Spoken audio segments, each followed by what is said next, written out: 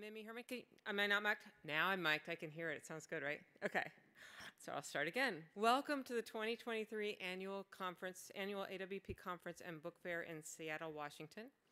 I am Mimi Herman, a member of the AWP Board of Directors. Here is a visual description of myself. I am a woman with brown eyes and silvering brown hair, dressed in a sort of lacy top and cool gray mottled bell bottoms. The Association of Writers and Writing Programs is a small but mighty nonprofit organization that amplifies the voices of writers and the academic programs and organizations that serve them, all while championing diversity and excellence in creative writing. I'm a member of the AWP's Board of Directors, but first and foremost, I am a member of AWP. Membership in AWP provides me with writing resources year-round, but just as importantly, it allows me to support other writers, especially those who are just starting out. My membership dues help writers find meaningful careers and publication opportunities and make services like the Writer-to-Writer Mentorship Program possible. If you aren't already, I invite you to become a member today. Together, we are AWP. We are delighted to bring you this event today. I'd like to acknowledge and thank all of our conference sponsors and Red Hen Press, the literary partner hosting this event. Our literary partners and sponsors allow AWP to present these extraordinary literary events and help us to keep our conference affordable and accessible. Please join me in thanking all of our conference sponsors and partners for their support and participation.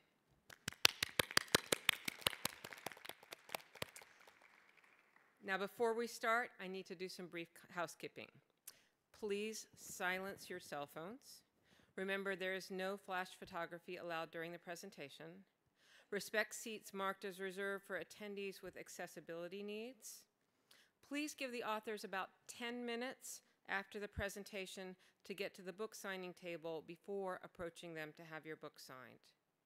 Lastly, we ask that you please be aware of your fellow attendees who may have disabilities and help AWP be more accessible. Specifically, if you see a barrier to accessibility, let us know by calling or texting our accessibility hotline at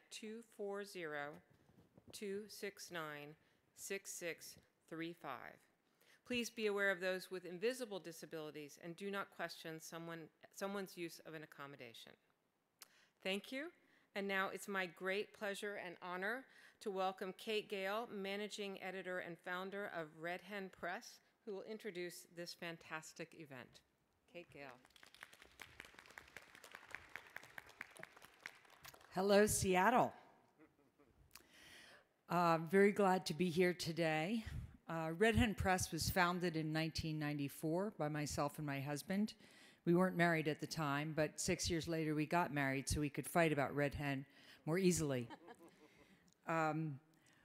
We started Red Hen because we wanted to publish diverse authors. And when I used to think about that diversity, I thought about the breadth of aesthetic difference between Douglas Kearney and David Mason. But now, today, this spring, I think about the different authors that we have here on this panel. And I think of authors like Alyssa Graybeal. I have her book with me now. Her book is called Floppy. And Floppy is about having Ehlers-Danlos disease. She's here at this conference. I think of Mas Masumoto's book, Secret Harvests, which is an amazing book of family separation and resilience. Red Hen works to publish the books that reflect the world we live in. The staff of Red Hen reflect the world we live in. We're very pleased to have this panel here today and to have this amazing group of writers who all have books coming out in 2023. I'd like to honor Francesca Bell, who was supposed to be moderating this event, by reading one poem from her new book, What Small Sound. Francesca Bell suffers from deafness, as did her mother. She was not able to come because her mother died the day before AWP started. And this poem is dedicated to her mother, and it's called Making You Noise. The day before you go deaf completely, I will make you noise. I will bring birds, bracelets, chimes to hang in wind.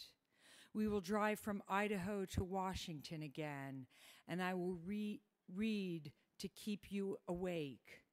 I will tap little poems on the backs of your arms and neck to be sure you hear me. I will place spoons on your body in restaurants, smack my lips, heave you sighs, each one deeper than the last. We will finally shout, and then, as quiet slips in, settling over, I will speak. I will keep speaking. I will sing you nonsense songs until you sleep.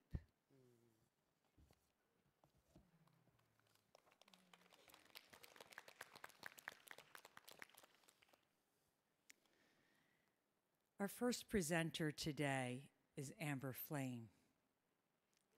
Amber Flame lives here in Seattle, and I like to think of how alive and fiery and awake this city is with flame inside it. Flame's book that Red Hen has that's just come out, I'm going to show you. It's so exquisite and perfect and beautiful. And it's called Apocrypha. She's done so many things that if I started to go through this list, we would be here all day.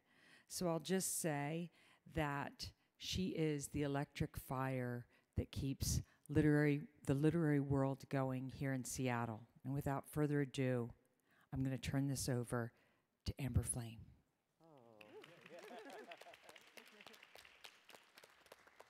Do I stay here? Yes. Oh, there I am, mic'd. Wow, no pressure, Kate. Yikes. Thank you. I found a home for this beautiful thing thanks to Kate and Toby at Red Hen. I've been working on Apocrypha since before my mother died in 2015, and it didn't find a home for a long time because something about what I think I want to talk about today with you all, people don't expect a Black queer single mother to be writing about anything other than the struggle. They don't expect a book that's just for joy, for beauty. I wanted to make the most beautiful thing I could make. And so I keep saying that other than my child, this is the most beautiful thing I've ever made.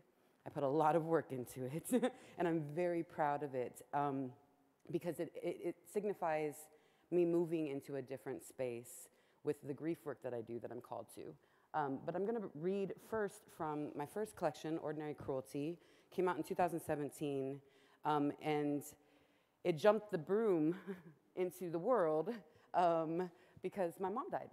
And so I wrote poems while she was passing that week, that horrible week in the hospital, and it became this book, and this opportunity came to publish, and Apocrypha wasn't yet a thing. And I was deep in grief. And how do you tap into the beauty and the joy of a love story when you are mourning the first love, your mother? So I'm going to read this. My daughter is now my son and has given me permission to continue to present some of these works in which I speak of him as my daughter. And I wrote this because this is the myth that I hope that he gets to encapsulate in this world through his transformations. An octopus escapes the fishing net. Advice for my daughter as cephalopod. In this life where you must be both predator and delicacy, rend for yourself the tenderest bits. Enter a world, daughter, where you may drink brine and not be pickled. Lose remorse in the hunt for that which feeds you. Be sure there are 8 passions for each arm's embrace, in case your dreams are injured or cut short. By all means, keep for yourself whole, even as you adapt with grace. Honey love, my sinuous structure, pure musculature, and give. infinite flex and reshaping. Do not be confined to any that would contain you. Be gentle, relentless, manipulation, hang on, love, or disappear in the confusion of your melanin, clouding the display. How they love to watch you squirm and ooze. Be not object, entertainment. Remember how to pry open exits. Remember camouflage. Learn both lurk and listen. Eyes open to color of danger, of safety. Do not forget that tucked up in the unfurling of your pretty petticoat of a body, you are thought and plot, beak and brain, predator and delicacy. Feed.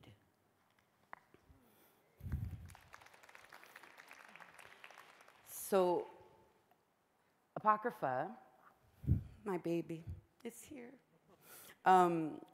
Is such a pleasure to hold in my hands.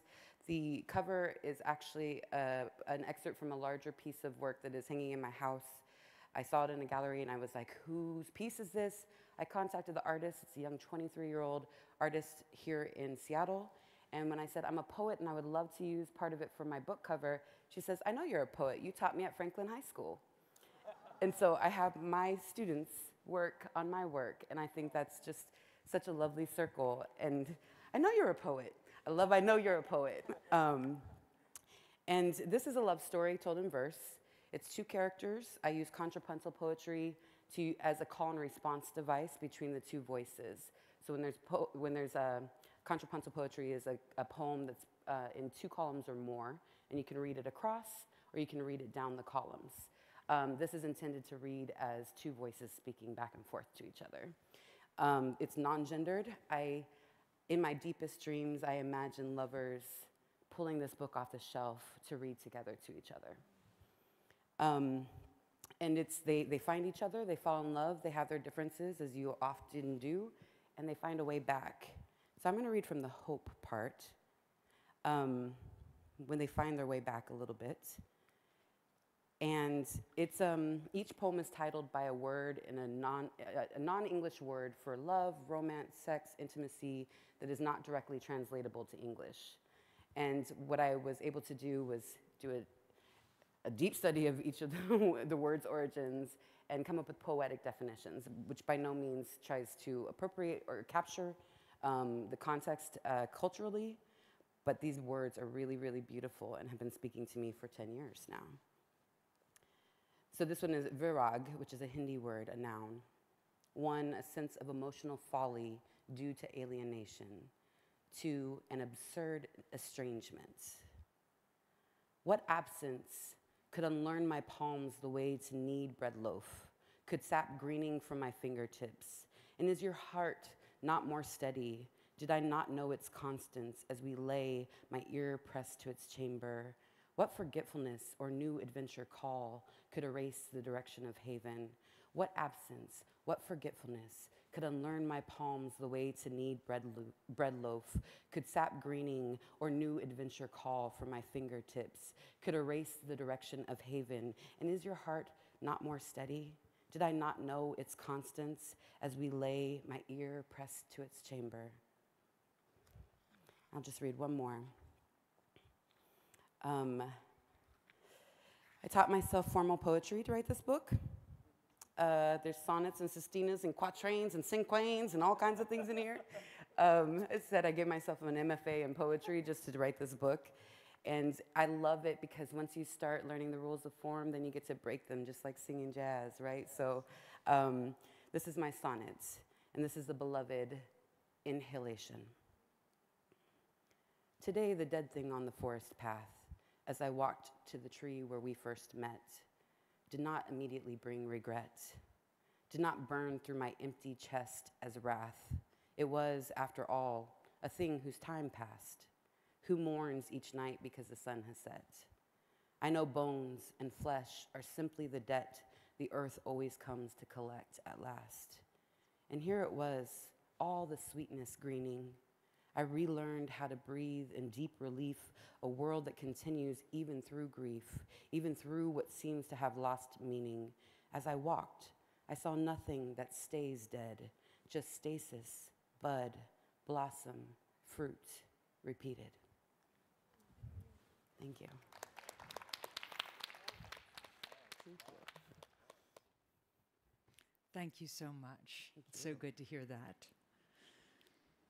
Our next poet is Bryn Sato. I've known Bryn for quite a while now, I think.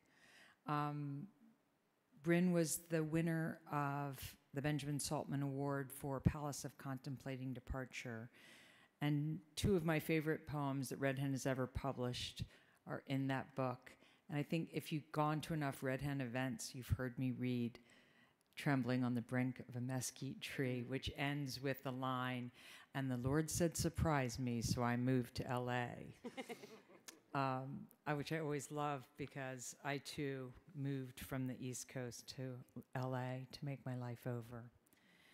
Bryn teaches in Fresno. Bryn has written about the Japanese separation as well, has written about what it means to be a poet, what it means to be a dreamer, and written about all of these in such an elegant way that it will take your breath away. Please join me in welcoming Bryn Sato. Thank you. Hello, hello, hello. Hello. Oh. Hi, can you hear me now? Yeah. Thank you so much, Kate, and thank you to all of you. It's lovely to be here. I feel like we're just like in a living room, like reading poems together, a big living room.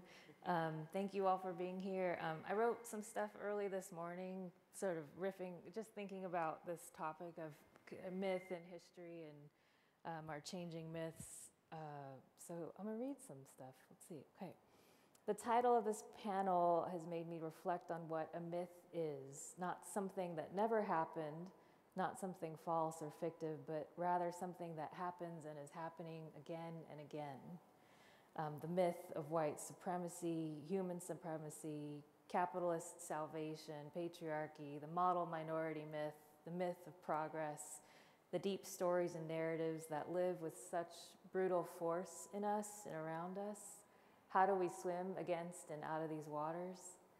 One of the ways I know how to get out from under these myths is to retreat into the mountains of Tassajara, California, and live with monks for a long time, where we meditate every morning at dawn and we scrub dishes and we walk in the silence for hours. I sleep deeply and I pay attention to oak trees and a new myth emerges. And what a privilege, right? To travel, to escape, to go anywhere but where you are beholden to circumstance and duty, in places where you're trying to stay alive. I think of my parents, my aunties and uncles, my grandparents and beyond. I wish they could go with me to places like that, places of retreat, nourishment, restoration. Perhaps the poems I write are secretly or not so secretly calling out for this kind of repair and trying to bring everyone along. One of the first poems I wrote about my grandparents' experiences during the World War II era Japanese American incarceration came to me when I got really quiet.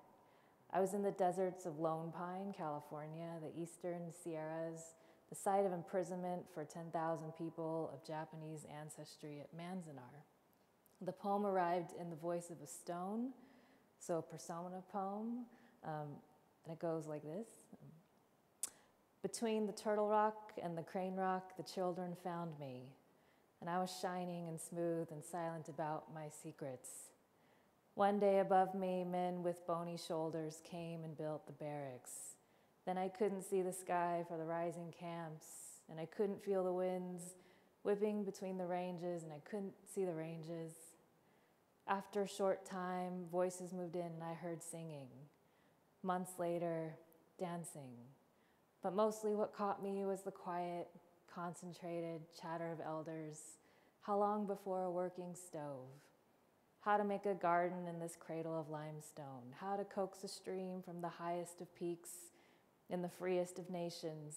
In this nation we sought for the blinding. Some days, no one heard the tears, but I felt them. They coated me like evidence of a prior sea. I thought this must be how the humans felt when the rains broke above them every 200 days and the waters, for once, didn't leak through their roofs and they were happy. So part of me feels really like tired of the human story, and I just want to listen to Stones and and what are their myths? What do they have to say to me? I want to displace myself, but also like, how dare I? Like when my ancestors struggled their whole lives just to be here and to be alive. I, like so many of us on this panel, in this room, desire a repaired world, a restored earth, a more just social configuration for our children, our grandchildren. How do we hold the reality of despair alongside the hope? I love that poem. We mentioned the hope. And I've been thinking a lot, like, what is hope? Like, what is desire hope? Like, is grief hope? What is it? When I think of poets who are doing this work of changing and shaping our culture, think of the writers right, next to me doing this work. I think of Layli Long Soldier, Maiter Vang, who do this work by reckoning with the past, who surface these erased narratives, speak back to our entrenched myths, and change history. So it's like, to change the future, you've got to change history. You can change the past. Let's see, I think I'll read maybe one or two more poems here to close. So speaking of history, so that first poem I read, the Stone poem, is in Power Made Us Swoon, which Red Hen published in 2016. There's many of those Stone poems in that book, reckoning with the Japanese American incarceration. And this poem is coming out in August with the new book that's coming out from Red Hen. So many thanks to Kate and Mark and just all the support of this work through the years. This is Theses on the Philosophy of History, or Listening to the Presidential Debate While Stuck in Traffic. It's 3 parts.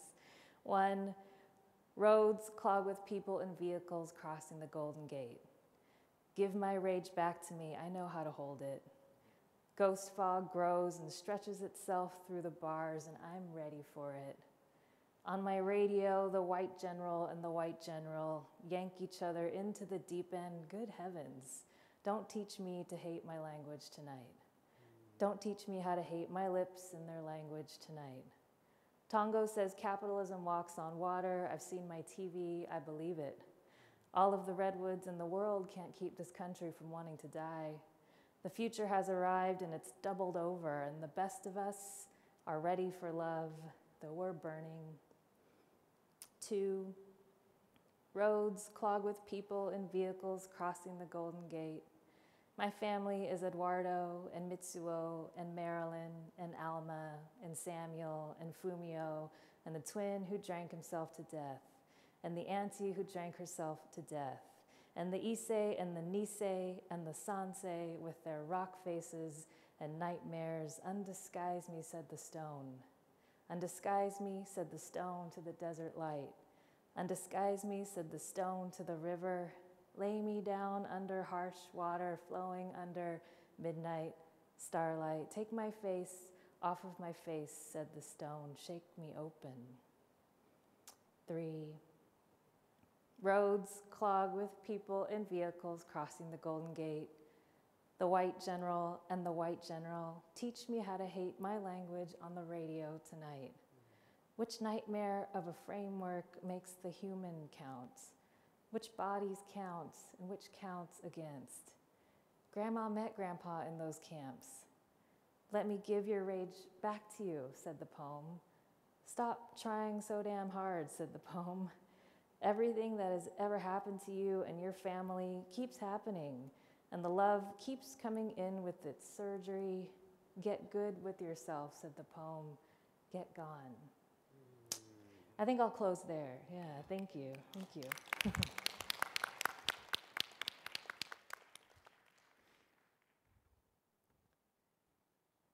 I love the ending, get gone. Doug Manuel. Doug has a new book out, Trouble Funk. It's real nice looking, don't you think? Doug is a professor at Whittier. He's done a lot of amazing things with his life, including studying or going to Eritrea to speak on poetry and to read, sent there by the University of Iowa. And again, he's been published in so many magazines in so many places and has done so many events that if I started through that list, we would be here a while. But what I would say about Doug is a wonderful teacher. And Doug is a breathtaking poet. Please welcome Douglas Manuel.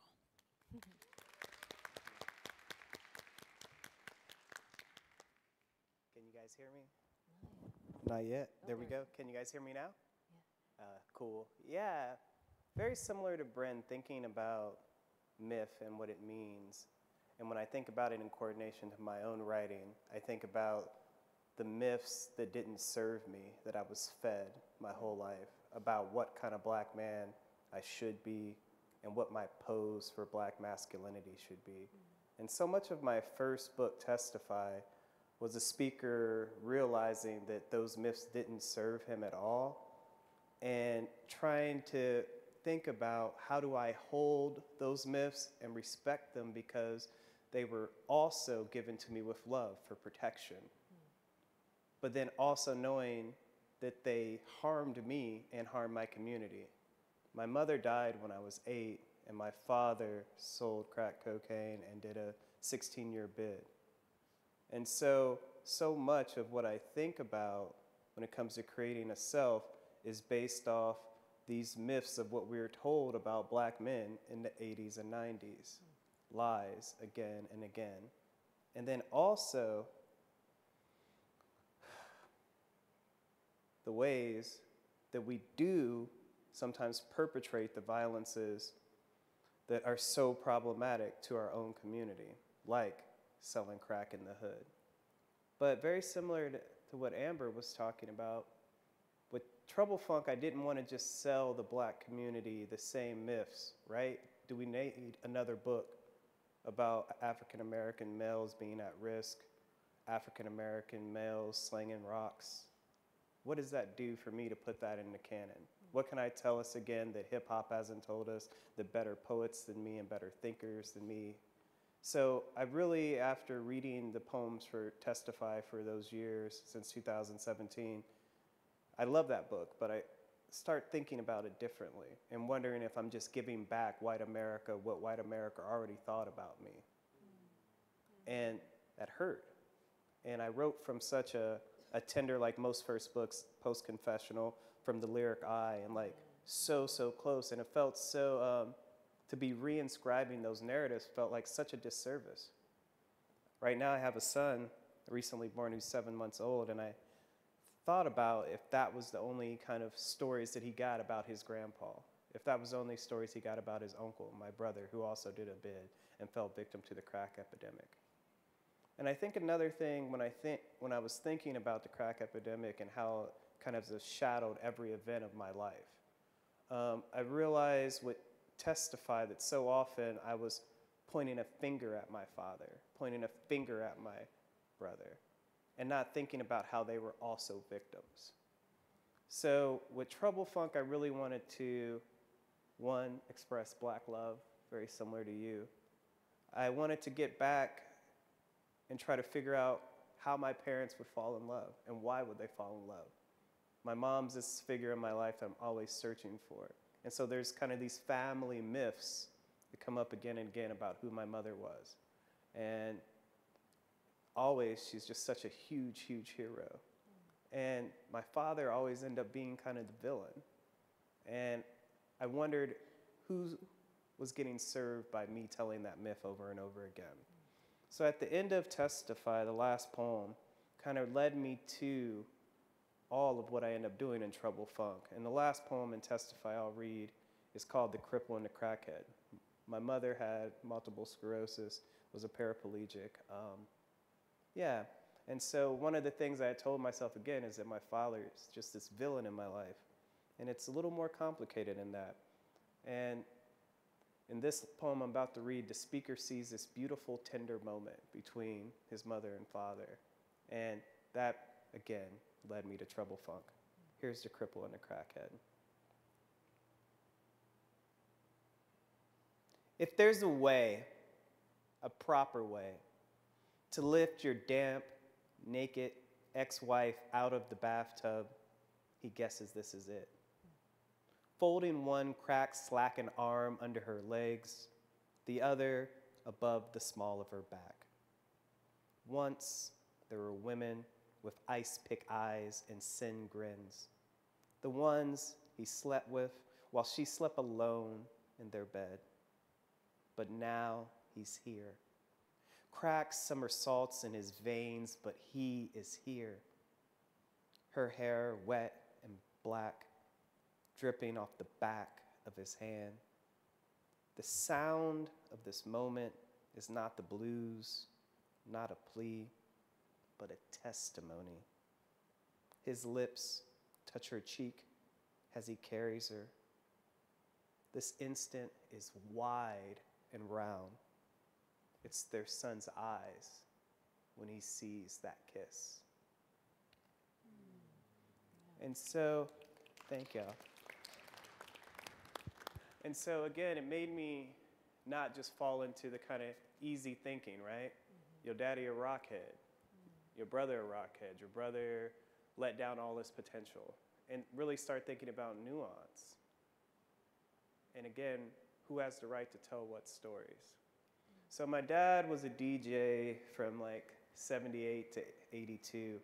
And so one of the ways to kind of get closer to him during this time, I just would talk to him about songs he liked to spin from that time. And so for this text, the conceit is every poem in the book is titled a song that he liked to play. And then there's a year after the poem, and that's the narrative action of the year. And I just wanted to figure out and imagine and create, because I really liked what you talked about as well, Brent, about like us creating the future with the past, and also fixing the past while fixing the future with that creation. Imagining futures with us being protagonists that aren't always selling rocks or getting popped or getting a foot on our neck or shot in the back or running away. And so with this text, I wanted to show how thick and tough Black love can be.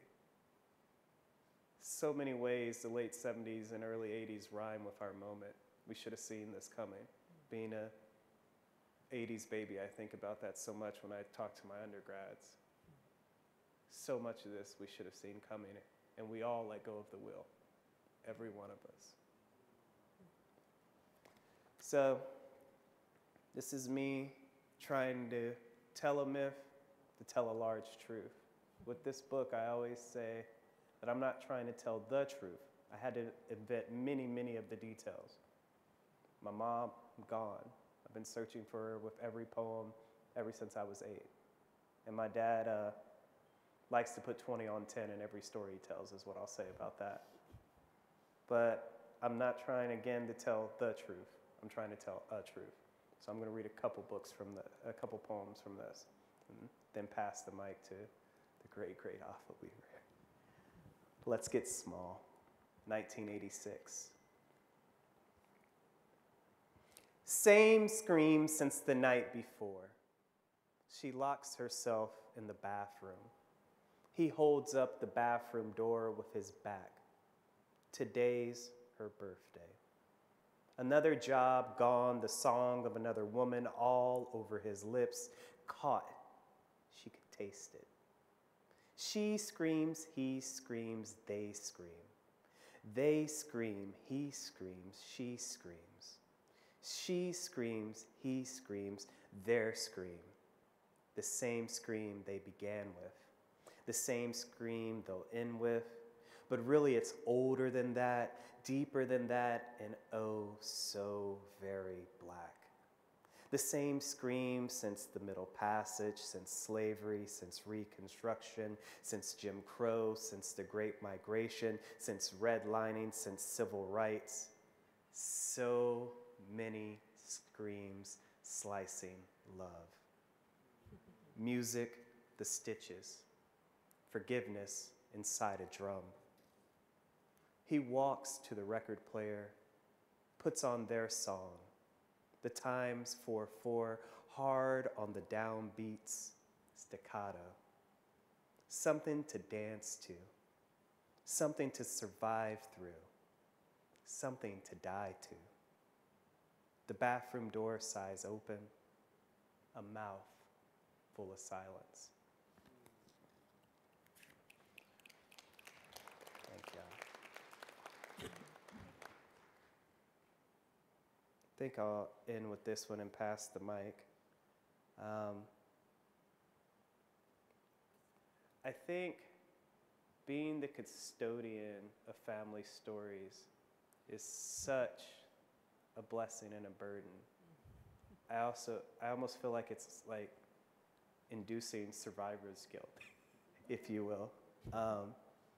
And so I see so many of my dreams in my Father's eyes, and so that lets me know that even though he can't tell me how much he cares and how much this life that's so distant from the kind of life he created means, that it does do something even he doesn't say it. So this is a piece that kind of shows how thick his love is and how hard the world worked on him. Through writing this book, I think I told myself a lie about my dad again, that he was such a bad dude. And now I just realize he's somebody whose dreams, wings were clipped all the time, over and over again. The world always telling him his body doesn't matter. His wants and dreams don't matter. This poem kind of gets at that. Got to Love Somebody, 1987. A pistol, a razor blade, a crack pipe. A photo of a woman who loves him more than he loves liquor and all his other girls. A lighter, a pint of Thunderbird, a .38 slug, a speaker to lay his head down by. The bass makes his face shake. A cigarette, a prayer. I hope he's better than me.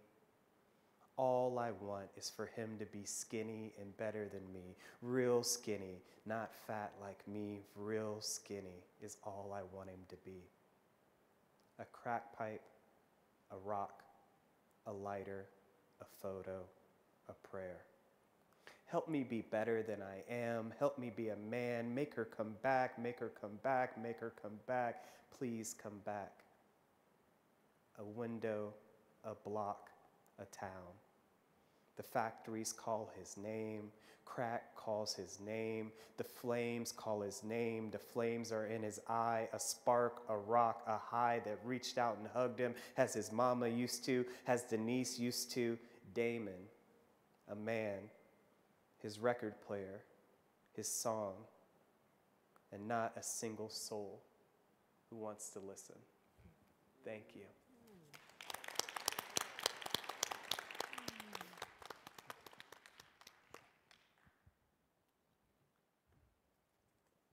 Thank you so much, Doug. Afa Weaver is the author of, I think I'm right here, 15 collections of poetry. He's the winner of the Kingsley Tufts Award. He's the winner of a Guggenheim and the winner of numerous other awards. First dinner I ever had with you, Afa, was in New York City. When I came back from that, Mark said to me, "Where does he live?" And I said, "He lives in the Cathedral of the Soul." Please welcome Afa Weaver.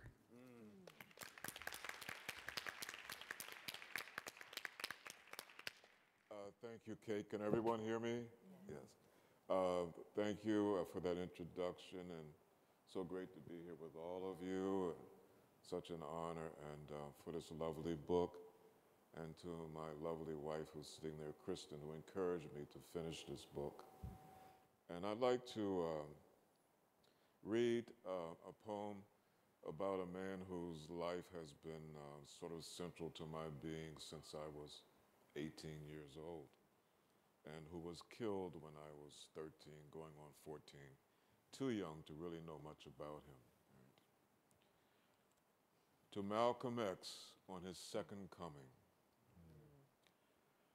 Malcolm X, alias El-Hajj Malik El-Shabazz, alias Malcolm Little, alias Detroit Red, deceased.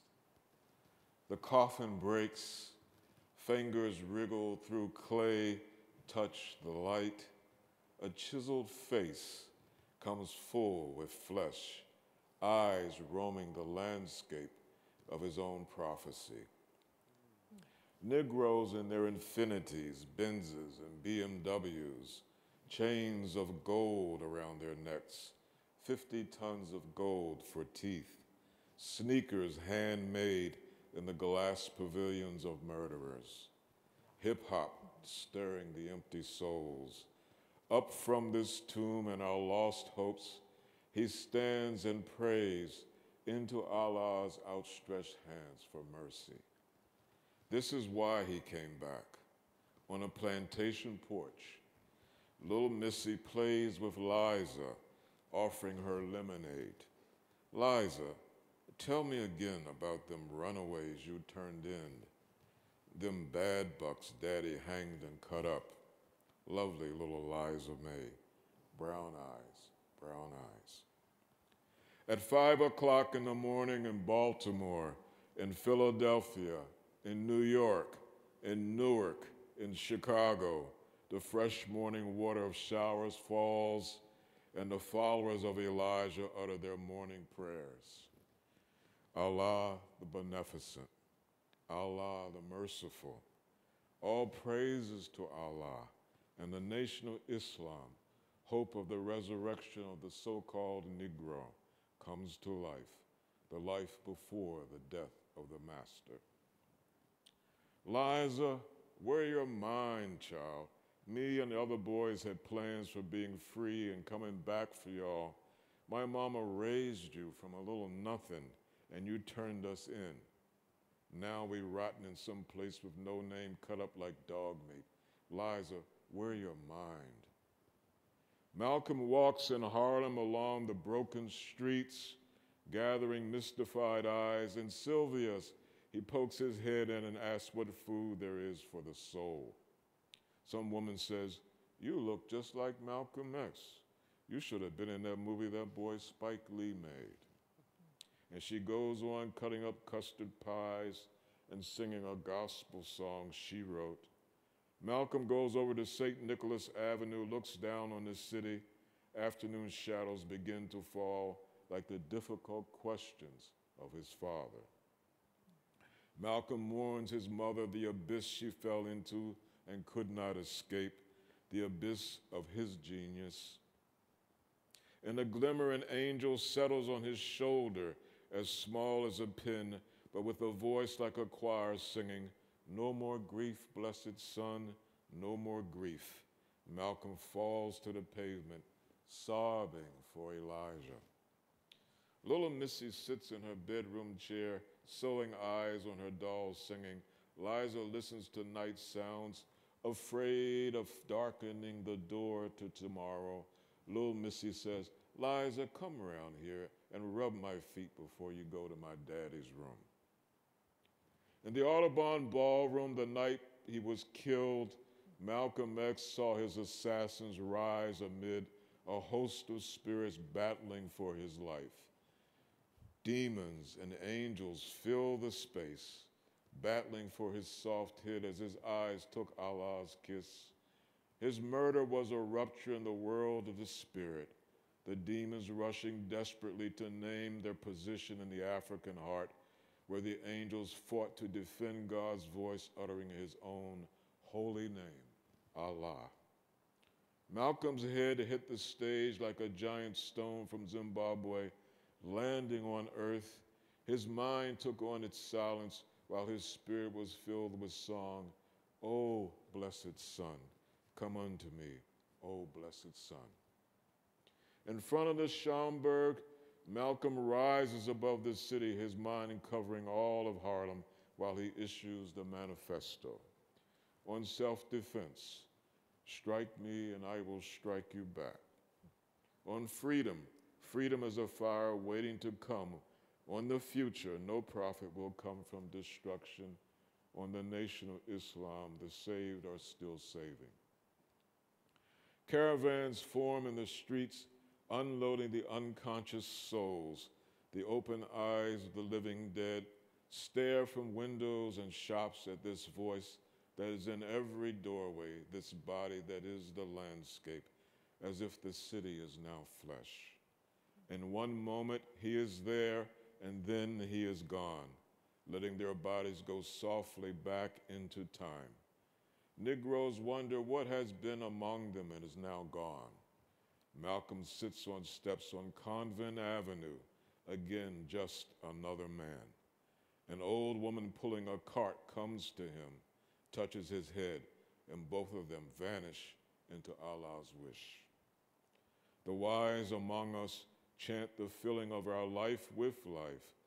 Take this fragment of a gift from heaven and anoint the heads of the young, who are our promise to live.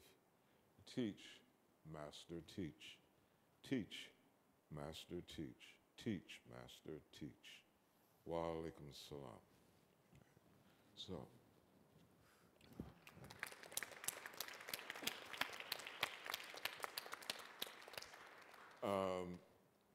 I have hope. I'm in my 72nd year, and if I'm so blessed, on the end of November, I will be 72. And I remember being 15, 1967, that summer. I turned 16 that fall. But that summer, Lyndon Johnson called the 82nd Airborne into Detroit. There was a war in Vietnam, and there was a very, very tangible race war going on here in the US. And so I lived through that. And I also lived through the destruction of our neighborhoods, our communities, something that Ehrlichman admitted to just before his death. You know, in an interview, he said, I'm an old man, and I can tell you now that we, referring to Nixon, deliberately did what happened to the black community. And when we were speculating about that, we were called paranoid, but it was true. And I remember when Dr. King was killed, my mother stood by the phone. That was my senior year in high school, and she wept like a child. She wept. And there were 100 rebellions across the entire country, 100 cities. What we're going through now is virtual, you know. Technology has given us a psychological reality, but I lived through the actual violence. And then being the somewhat conflicted person that I have been for most of my life, not so much now, I joined the military. I volunteered for an intelligence unit as a reservist. And so here I am, surviving all of that. So I say I have hope because I came through a period of time in my 20s when friends and I would sit around and read The Crisis of the Negro Intellectual and talk about the futility of certain strategies. And we understood that the 60s, we were being punished for the 60s, and we lived through that. And when President Obama was elected, I said, oh boy, this is going to be a big one. And so I was not surprised, but I still have hope. You know, I do, because I think that the young people will be able to, as poets and writers here, we also have jobs. Some of us are policymakers, and we have our own informed decisions about the information.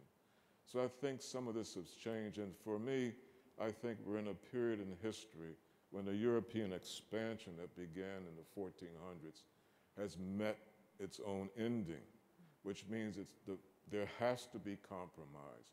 There cannot be this continual conquest and trauma, conquest and trauma. And I think the power brokers understand that, even with their arrogance and their determination. And the global South will no longer tolerate the global North. So the West is not central in the positioning of people's minds in the rest of the world anymore. That's hopefulness, I think. And I don't like to globalize, you know. So my family is multiracial.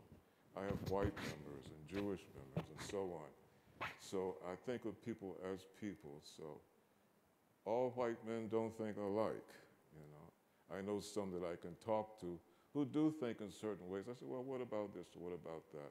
That also is my hope. I try to avoid generalizations and globalizations of things and focus on my individual awareness and knowledge of people. So, but thank you, and thank you for this lovely book. Thank you for being here with all of you. This is so wonderful. You're all so smart, my goodness, you know. I struggle, but thank you all.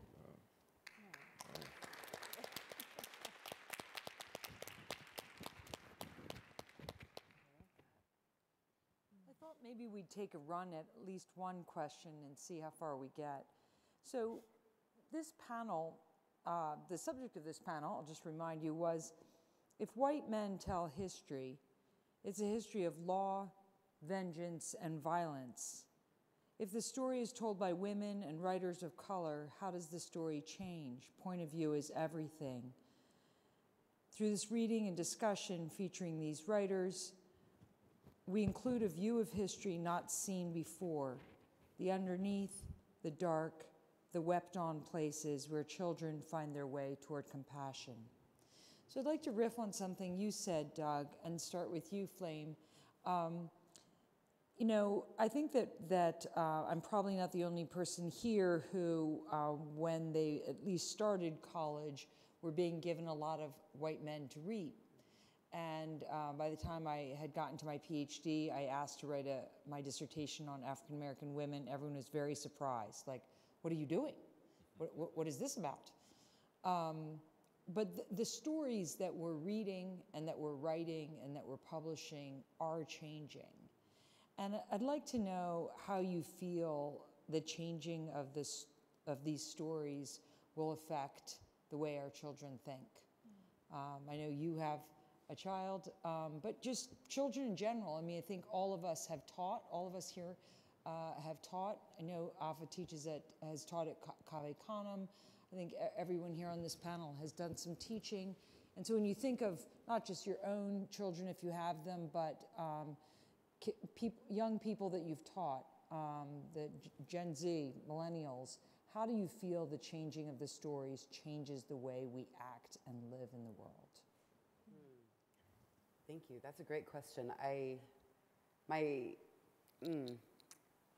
To refer to something that you were talking about, I think that what is changing is us because of the children. I am constantly learning from my 13-year-old child that there is a different way to be. There is a different way to understand. And so instead I kind of flip it as they need to make sure that they know the history, because it's not enough to be like, we don't do that anymore. You got to remember what they did to get us here to where we say we don't do that anymore. And so the children are fine. The children are coming into this world with an understanding, leading with empathy, leading with compassion, and understanding that things are different. And I'm here to be me. I'm here to expand into joy. I'm here to embrace my whole self. And everyone else around me gets to be their whole self too. And it's so easy because of this wound that we're healing. The adults are healing now. And I think that's the biggest thing, is I don't want the myth to be lost as we're changing the story, because otherwise we'll cycle right back around to it. That's what, the whole like history repeats itself. Don't, like if you don't remember your history, you're bound to repeat it. All those things are cliches for a reason.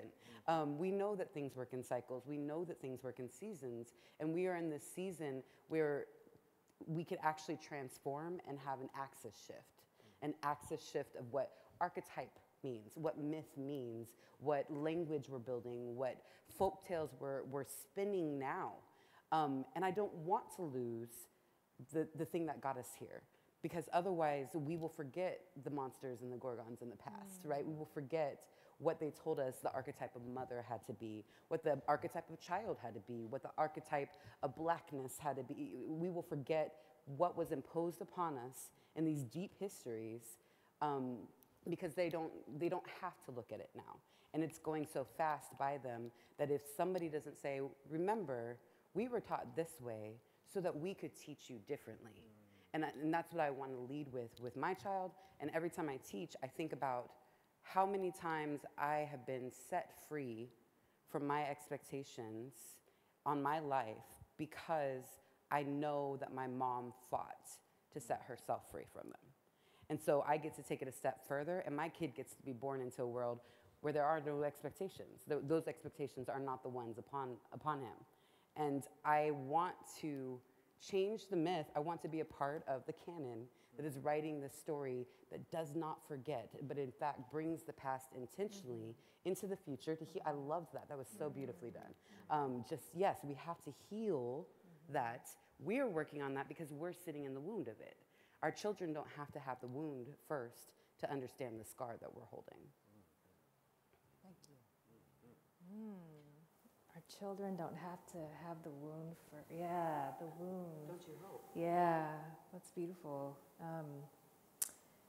Yeah, I'll just kind of riff on what you were saying, and you know, in our community, in the I'm Japanese American and Korean American, and a lot of conversations in our community is about the forgetting, and you know, my children are sort of the Gosei, the 5th generation coming up, won't have known survivors of camp, or, you know, so it's kind of a small example of just how important it is still to talk about those long histories and context, and what AFO is bringing up as well, these deep histories of struggle and the frontline struggles that sort of are different for my generation and the generations coming up. Hopefully, right? Many of us still on those front lines. And also realizing too, like as we change the stories, and as my undergraduates and graduate students create new stories and give me hope, and I also think a lot about too, like the difference between sort of writing and poetry and activism, and just to be on the front lines doing organizing and doing activism, and what is our role in kind of inspiring consciousness and activating consciousness, and then mobilizing. Yeah, I think we just have larger questions around how to engage in this moment. There's just so much happening. There's so many crises. You know, we're sort of living in all these many crises. How do we learn from the past as we move forward? That wasn't very articulate, but I'm going to pass it to my friend Doug here to continue to riff off that. Brent and I have riffed a lot, so I'm not shook at all. You can just tell me, let's play an E, and I'll just jam with you. We're perfectly fine. But I think for me, thinking about that question, is that we have to tell ourselves better stories, just flat out. And I feel like, you know, I think so much of, and you know, we've talked about Rich's poem so much, diving into the wreck, right? Of like, you know, you get down in the trenches, in the water, into that shipwreck, and then like find the book of names, and ours weren't, like none of our names are in it, right? That powerful moment in that poem that always like blows my mind, that I return to again and again. And I think what's really exciting, even though there is, you know, the white lash that we're now having since, you know, the Obama presidency and all the things, but it was always kind of still with us. Again, going, researching and writing Trouble Funk, I realized that all that was just still there, and I just always want to yell that. But thinking about that, it makes me think, what stories can we tell that will empower us, but then also make sure that we don't forget, like you said. I think, you know, Frost said that one of the most beautiful things about poetry is that, you know, it reminds us what it would impoverish us to forget. And I think, you know, even though I feel so badly about telling the story of a black man falling victim to a crack epidemic and gun violence, again, because again, all of us know this story. We see it on the news, we've heard it in every rap song, et cetera, et cetera, et cetera. Still happening right now. We can go to Anderson right now, and I got people right now on the block living the exact same life that my father lived on the same block that he used to hustle on.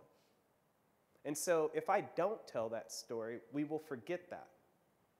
And so we have to kind of do both. And that's the thing that's kind of complex for me. And I think we're all kind of wrestling with is like, how do you bear witness but not reinscribe, right? Yeah, re-traumatize. Yeah, and so that's where I'm kind of, that's the, like when you got to your kind of loss of words, that's where I'm at. We're like, you know, like, and again, with this book, it's kind of my biggest worry. And it's also something, when I think about moving forward about how I'm going to create, really kind of paralyzing of thinking about how to do both of those things well and attend to both. It's scary. Well, I want to begin by saying that I was the first person asked to be an elder at Cave Canem, and I was part of the first faculty there. And as an elder, they're not my children, but the mentoring responsibility, the responsibility that I have to have a certain, I feel that I have to have a certain integrity and to represent that way. And that's part of the thinking of my generation, you know. I was told that when I went outside not to embarrass black people, you know, because I'm going to the store, I'm representing my race, you know. And my seventh grade science teacher, who was white, said, one day you'll be a credit to your race. That was my generation to represent, you know. But in actuality, I have two stepchildren who are not children. One is about to be 40, the other's 38, and one's a film director, the other's a lawyer. And I had two children, both of whom have passed away. I am a grandfather, right? And on my wife's side, we have a little girl, and then on my side, we have two girls who are 14 who are stepsisters to each other, and a little boy who's 5, who is a handful, right? And as a grandparent who also is thinking about their parents, and in the case of one of the granddaughters, both of her parents have passed away. And out of respect for them, they asked me not to talk about the details of that in public. And I respect their wishes. But they teach me, all right, getting back to, you know, my granddaughter said, no, we're not going to go there, you know. And so I would never like go against that. But that brings me to looking at generations of black men born in your dad's time, because I think he might be a little younger than me, but young men born in the early 70s, these are Tupac's and Biggie's that generation of black men. And how I saw drugs just flood the city, and how when I think about that, it just fills me with a certain rage. You know, how could, it's as if in that world of power, of holding power, people just turned a blind eye when drugs came in, and it just helped it along. That way they could not be pinpointed for what happened, you know. And then the incarceration, you know. It was just so, but when speaking of the children, oops, I touched the microphone. Speaking of the children, my grandchildren, they teach me because they make me have to think about it in another way, right? And so they make me think generationally of what happened to Biggie and what happened to Tupac. When I think about Biggie and I listen to his music, this is a young man who was traumatized somehow severely as a child. His food issues and so on, and it's obvious to me. So I think about the possibility of addressing how personal trauma configures, and I'm thinking about black men, into their masculinity, their need to defend themselves, and then the generational trauma of black men that's somehow inscribed in our unconscious of how castration was a punishment for not being compliant. And what does that do? You know, compliance is such an evil thing, and it's so pervasive, you know. You can be punished in ways you can't even see who did it to you because someone talks about something you said in public that they didn't like, all right? And that means that you don't get something or something you do get that you didn't want. And these things, and what with my grandchildren, they teach me tenderness, and and I listen to them, the granddaughters especially, and the little granddaughter. And I said, I didn't talk like that when I was, the littlest one, she says, oh, I need some space from my mother. I'm like, oh, okay, Did I have that wherewithal when I was 2 years old? I don't know. And one last thing is that I count myself fortunate to have been able to work through stages of my own personal trauma in my work in the Plumflower Trilogy, and then come back to a larger view. And I see that happening, an awareness and I should say a willingness to pursue this question of trauma, because on a societal level, as people who are much more well-versed in philosophy than I am, it's that one of the major dangers in this society is this doesn't stop to grieve its mistakes and its losses. When will the idea of war as a profit-making enterprise ever stop? All right? When will this stop? Why do we keep doing this over and over and over again? And so at some point, we have to really understand how this catches up to us and how it affects the entire world. Right? And I'll close by saying I was able to go to India in October for the first time. And it was a poetry conference, and some younger poets asked myself and 2 poets from Israel to come into a room with them and talk about what this place is doing to the rest of the world. We're being watched. And also, I say we're being watched. And I said to them, I'm embarrassed for what happens, what comes out of this place. And I'm scared. I said that to them, speaking in honesty. But children teach me how to think about these things, as a grandfather. Right? Thank you. I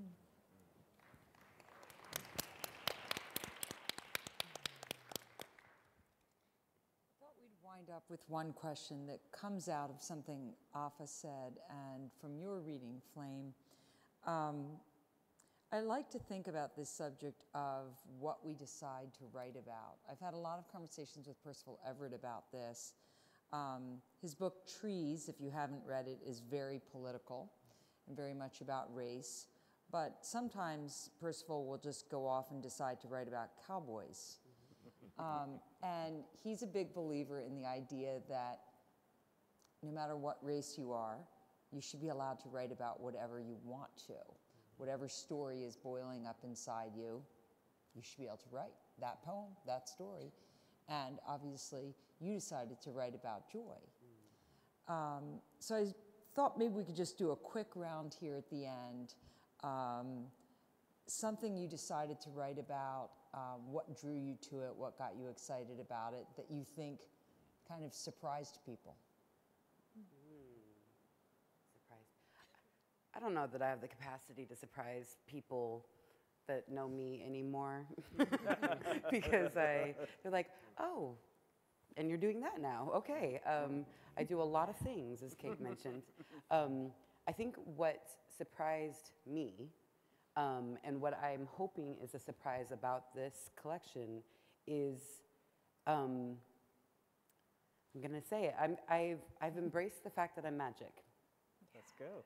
I've embraced the fact that I manifest on a regular basis. I name it, I claim it, I manifest it, it arrives. And I embrace the fact that that is a teachable skill that you can learn to claim and call into being, because that's literally what our world is ideas. Somebody in a panel just earlier said, money is an idea that we made up. We could stop believing in it. And I was like, right. Race is a construct that we made up. We could stop believing in it. And I think that's that magic. I'm getting a thrill for myself because I'm like, oh my gosh, I just said that in front of people. Now I got to own it. But I wanted to believe in love.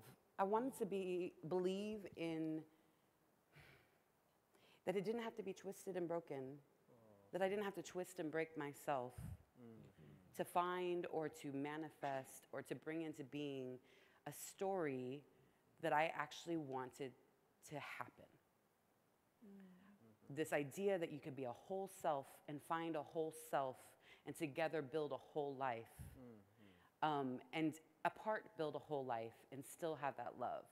And how it is to remain your whole self and to be able to be your whole self in the world, in parenting, in teaching, to not compartmentalize myself into these things. And so I think the most surprising thing for me to do would be to really, I want a ritual for grief.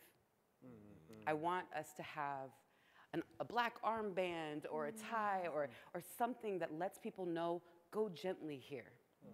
And I don't want it to be a 6-month period. I want it to be allowed to sit in. We lost 1 million people. We are grieving.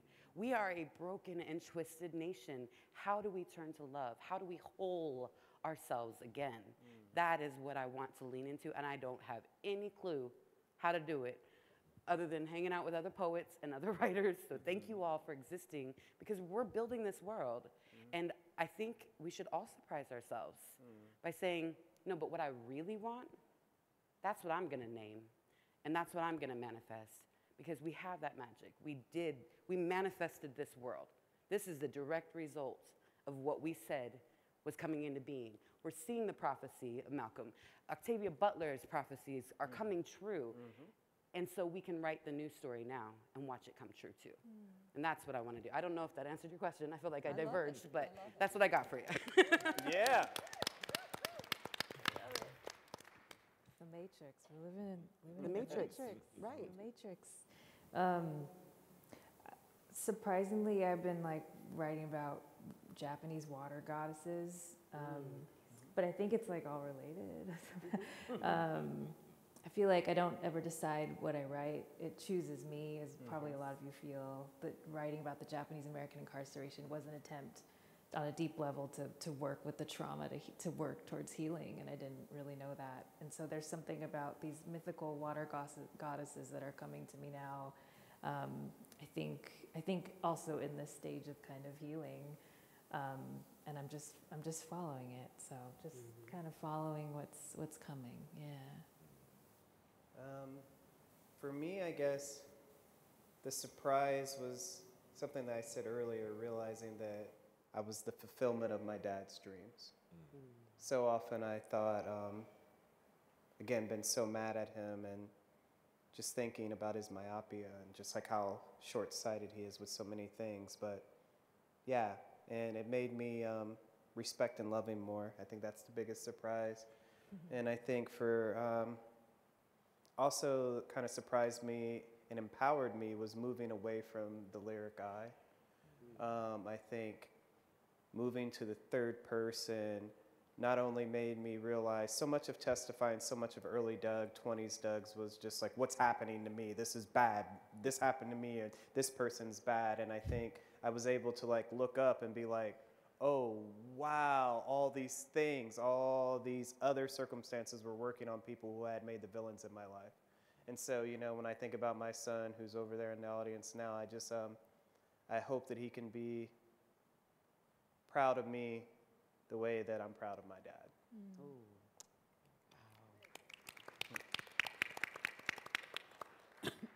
Let me wrap up by saying that when I was younger, I did 2 books on Jewish culture, one about an ekphrastic project on Mark Chagall, the book is called Stations in a Dream.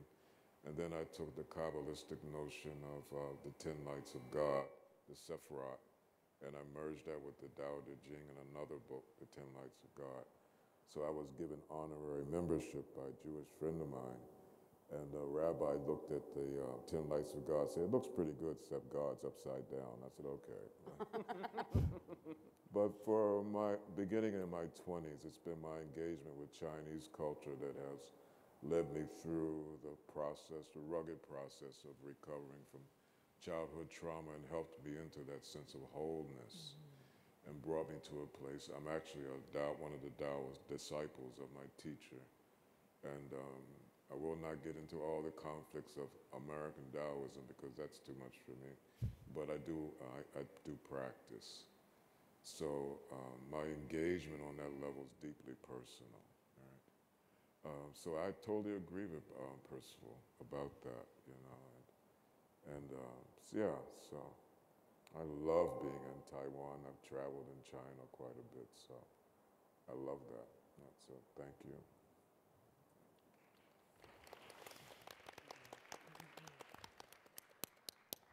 Thank you all so much for being here. All of the writers will be signing their books, and we're delighted that you all came here today to our reading and conversation. Thank you. Please feel free to come by the Red Hen booth later. All these authors' books will be there as well, and they will be signing throughout the weekend. Thank you all so much.